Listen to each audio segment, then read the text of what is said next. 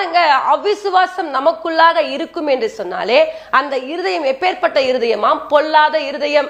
இன்றைக்கு அநேக நேரங்கள்ல நம்ம நினைச்சு கொண்டிருக்கோம், நான்லாம் என் இருதயத்துல கூட யாருக்கும் தீங்கு நினைச்சது இல்லைங்க, நான் எந்த பாவமும் செஞ்சது இல்லைங்க, நான் யாருக்கும் விரோதமாக எதுவும் நினைச்சது இல்லைங்க அப்படின்னு நீங்க சொல்லிட்டு இருக்கலாம். ஆனால் பாருங்க, நீங்க அப்படி நினைக்காமல் இருந்தாலோ அவிசுவாசம் உங்களுக்குள்ள இருக்கும் பாருங்க.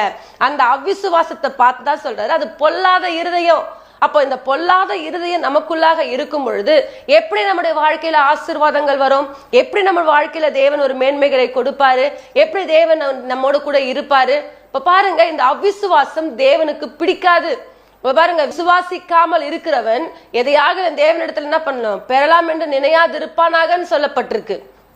ஆகவே தேவ பிள்ளைகளே, இன்றைக்கு கூட இந்த வார்த்தைகளை கேட்டுக்கொண்டிருக்கிற உங்களுடைய வாழ்க்கையில கூட ஜீவனுள்ள தேவனை விட்டு விலகுவதற்கு ஏதுவான